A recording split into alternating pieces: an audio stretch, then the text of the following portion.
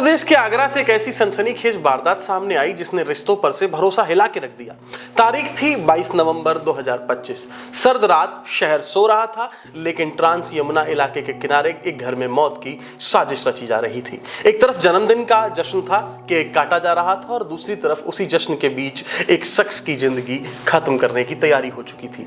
कहानी है यतेंद्र पाल की, जो एक फैक्ट्री में काम करके अपने परिवार का गुजर बसर करता था। 3 साल पहले उसकी शादी तनु से हुई थी, लेकिन वक्त के साथ रिश्तों में दरार आ गई और विवाद इतना बड़ा कि बीबी मायके में रहने लगी। अब 22 नवंबर को तनु का जन्मदिन था, उसकी बीबी का। अब यतेंद्र को यह लगा कि शायद ये मौका रिश्ते को सुधार देगा।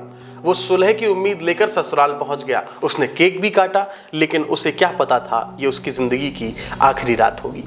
रात करीब 3 बजे अचानक से खबर आई कि यतेंद्र की तबीयत बिगड़ गई है और उसे अस्पताल ले जाया गया है, लेकिन डॉक्टरों ने उसे मृत घोषित कर दिया। अब पहली नजर में ये एक सामान्य मृत्यु लग रही है, लेकिन यतेंद्र की मां मंजू को कुछ शक हुआ और उन्हें लगा कि बेटे को अस्पताल लाने में देरी हुई या फिर शायद सच्चाई छिपाई जा रही है। शुरुआत में पुलिस ने इसे सामान्य मामला बताकर रिपोर्ट दर्ज नहीं की, लेकिन जब मां हार मानने को तैयार नहीं थी, उसने कोर्ट का दरवाजा खटखटाया। आखिर 5 जनवरी को कोर्ट के आदेश पर केस दर्ज हुआ और जांच आगे बढ़ी। जांच के दौरान एक अहम कदम उठाया गया। पोस्टमार्टम के वक्त बिस्तरा सुरक्षित रखा गया और यही केस की सबसे बड़ी वजह साबित हुआ। 16 मार्च को आई एफएसएल रिपोर्ट ने चौंका दिया। रिपोर्ट्स में साफ हुआ कि यतेंद्र की मौत प्राकृतिक नहीं हुई थी, बल्कि उसके शरीर में सल्फात जैसा घातक जहर पाया गया। इसके बाद शक की सुई सीधे पत्नी तनु और ससुर महेंद्र पर गई।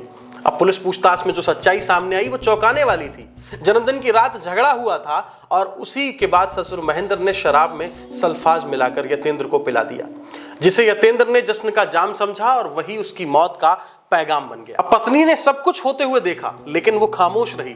आज इस मामले में पत्नी और ससुर दोनों गिरफ्तार हो चुके हैं और सलाखों के पीछे हैं। आगरा की घटना सिर्फ एक हत्या नहीं है, बल्कि रिश्तों के टूटने और विश्वास के खत्म होने के खौफनाक मिसाल बन गई है। अब ये कहानी हमें याद दिलाती है कि चाहे हालात कितने भी बिगड़ जाएं, कानून को हाथ में लेने का अंजाम जेल की सलाखें ही होता है। और आखिरकार एक मां की जिद और ममता ने 4 महीने के बाद अपने बेटे को इंसाफ दिला ही दिया।